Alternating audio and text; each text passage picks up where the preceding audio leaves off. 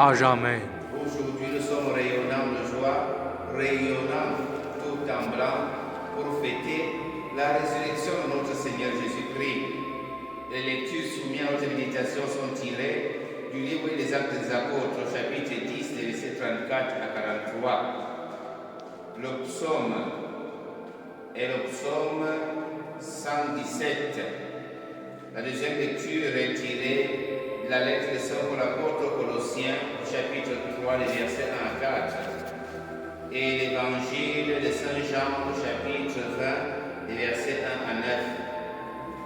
Les hommes et les femmes, sans oublier les enfants, ont été témoins de la bonté du Seigneur. Ils l'ont vu, ils l'ont entendu parler, ils ont été témoins de sa fin tragique, suspendu sur la croix. Ces hommes enfin l'ont revu vivant, ont mangé et bu avec lui après sa résurrection et reçu la mission d'être ses témoins. Voilà le point d'appui solide de notre foi.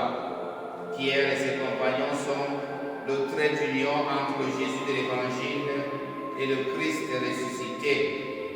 Et nous, Église du Christ, nous proclamons à leur suite que le Christ est devenu par sa résurrection le Seigneur de tous, le juge des vivants et des morts.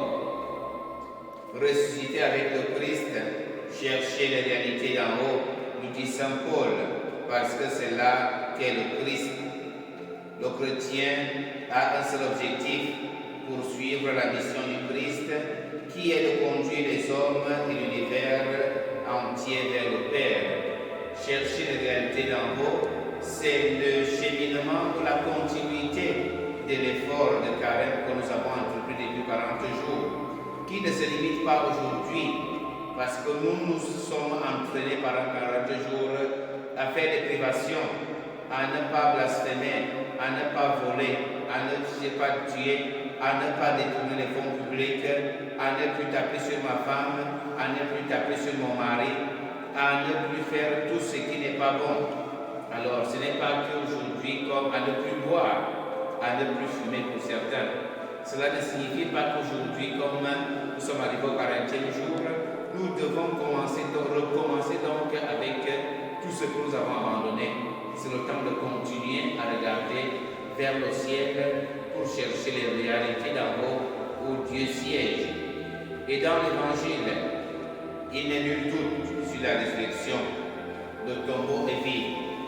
Le linceul qui y demeure sont les signes laissés par le Christ ressuscité. L'apôtre Jean les voit et y croit. Alors toi également, est-ce que tu y crois en ces choses quand tu les vois?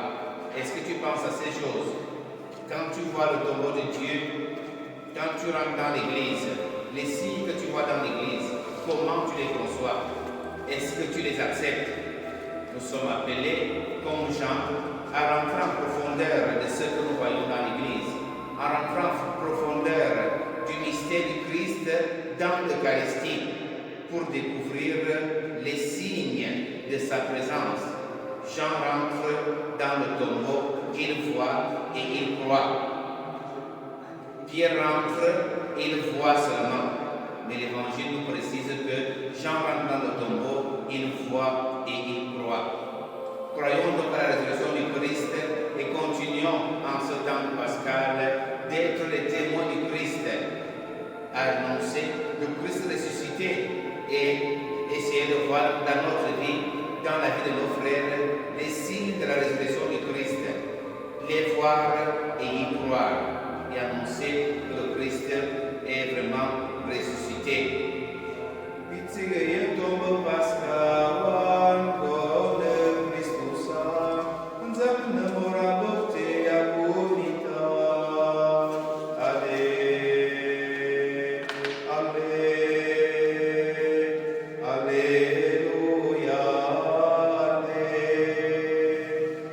Maria, Tambi Karna, Ade, Toye Nazareth.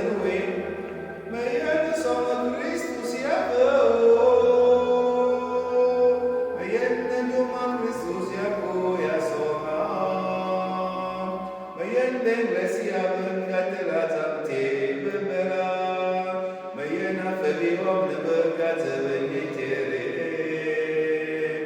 Christus iana firă dana cuia somu, doar că miu sua ea. Alléluia. Bonne fête de Pâques à tous. Le Seigneur est vraiment ressuscité. Alléluia, alléluia.